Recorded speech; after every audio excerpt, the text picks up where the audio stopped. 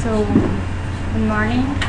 I'm Leah. I'm a PhD student here at the Institute of Tropical Medicine, and I have this is a very short presentation about my PhD project.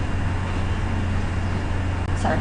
The primary receptor that it's recognized by the HIV is the CD4, and it's recognized by the GP120. And after this attachment and binding, there is some conformation change that the virus can be able to recognize a coreceptor. This coreceptor can be a CCR5 or a CXCR4 chymokine receptor, and according to the affinity or the actually the viral tropism, we can classify the virus as R5 virus that can use only the CCR5 receptor, or an X4 virus that can use sorry, here it's X4, and the X4 virus use just the CXCR4 receptor. Sorry, it's difficult also in Portuguese for me to say it. It's too much C's and R's. Okay, and we can have also another viral population that it's dual tropic that can use both coreceptors. And in the natural evolution of the HIV disease, we have mainly R5 virus in the recent infections, and some individuals can develop, or in some individuals we can find an emergence of X4 virus. It's not in all the patients that have AIDS that we can find this X4. Just 50% of the patients with AIDS will have this changing of the tropism, the switching of the tropism. So this is the X structure of the GP120, and it can be divided in 5 conserved regions and 5 variable regions. These variable loops, they have the variation not only in the amino acid compositions but also in the length of these loops, because along the infection the virus can develop insertions and deletions in these variable loops. The V3 loop is the most important determinant for HIV tropism, and this is a structure. It's the base. It's attached. The base is constituted by disulfide bond, and it's attached to the GP120 core, and there is a flexible stand that ends in a T. This in the very point of this tip, there is very conservative amino acid motif composed by glycine, proline, and glycine, and it's called V3 crown receptors. And also the glycosylations that cover this glycoprotein will affect the immunological escape, and as much as we have these glycosylation sites, we have these glycans will favor the virus to escape the immune system, because the immune system recognize the amino acids, but these sugars will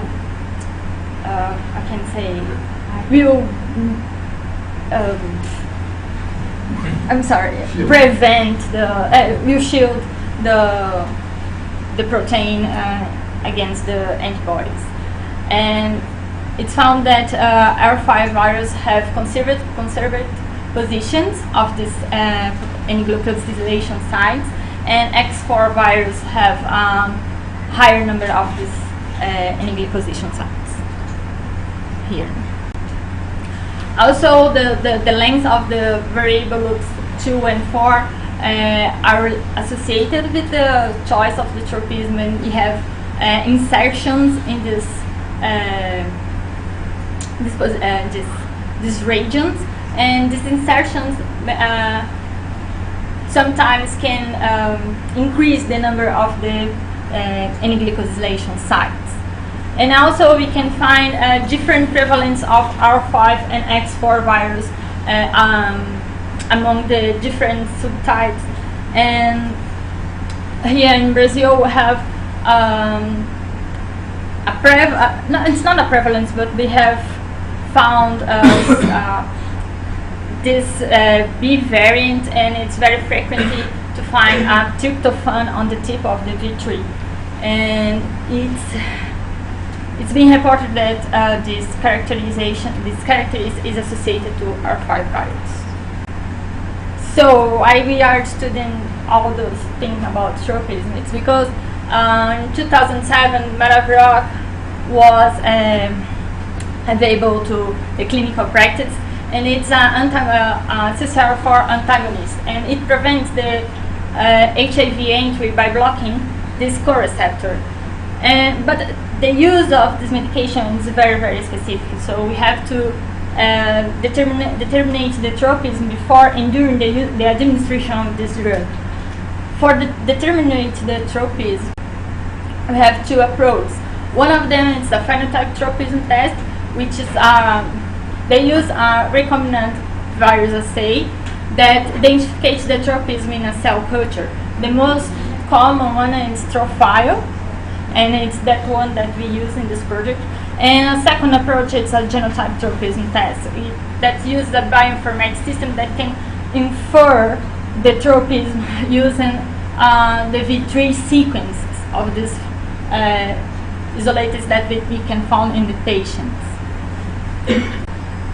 So the objective of this project was determine the coreceptor tropism, actually the distribution and frequency of this coreceptor tropism, to perform the whole GP120 sequencing, because most of the students use just the V3 sequencing, and to evaluate the influence of the molecular characteristics of this glycoprotein on the coreceptor usage.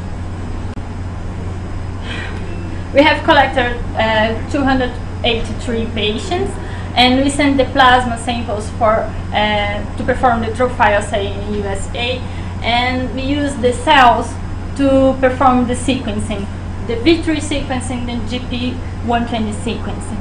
But for V3 sequence we use the Sanger method, and for the whole glycoprotein we use the ion torrent platform. And so with this data we performed the genotype tropism, and here we could use the molecular characterization. And to put all these things together, I used the Bayesian Network learning, trying to associate these molecular characteristics and amino acid composition and everything I could relate of this patient, of this data of this patient with the choice of the tropism.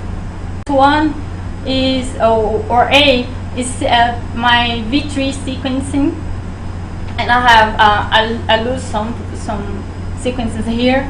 And the second set, the set B, it's compounded by the samples that I could have the phenotype and genotype tropism, and among those samples I selected 20 samples to perform the glycoprotein sequencing. So here you will find what set I'm talking about. And the tropism distribution was was very similar in both approaches, phenotype and genotype, when we found 71% of the prevalence of R5. But when we evaluate when we compare the results of genotype and phenotype, we can find a concordance of 75%. 35%. These numbers were already described in the literature. My subtype showed a prevalence of subtype B, and among this subtype B's we find the tryptophan and in the tip in 35%. So these frequencies of the subtypes are the same, are similar in the other Brazilian students. About the glycosylation sites, I could found average of 22 any glycosylation sites among those 20 samples, but we could not find significant difference between R5 virus or X4 virus about this glycosylations. And about the net chart, I found an average of 40% for the whole GP120 and average of 5 in the Vitry region, but also there is no difference between R5 or X4 virus. And I used the Bayesian Network learning for V3 sequence and also for GP120 sequence, but in the whole glycoprotein I found so much variability that it was not possible to have a model that could establish real connections between tropism and the variation, because it was so big that the program could not process this. So I used just the data of the V3 sequence, and when I used the results of phenotype tropism, I could not find any variant that could be have direct relationship between the variable and the coreceptor usage. But when I used genotype tropism, I could find that positions 11 and 25 were related to the coreceptor usage. And then to afford it, I performed Bayesian network using more than 1,000 sequences from Los Alamos database, and I could find the same answer here. So I think that these results are because the bioinformatics tools use scores and databases and probabilistic model that are based on those these public sequences, and the variability of that data set that I found in the Los Alamos is very different of our sample here in Brazil. For example, we have too much tryptophan on the tip that I can find in the Los Alamos database. And so that's my conclusions. The prevalence of the R5 virus was found here in Brazil, the same that it's mostly described. The concordance between the phenotype and genotype tropism about 75% as already described, and unfortunately was not possible to establish new molecular characteristics associated to HIV tropism. So thank you for your attention.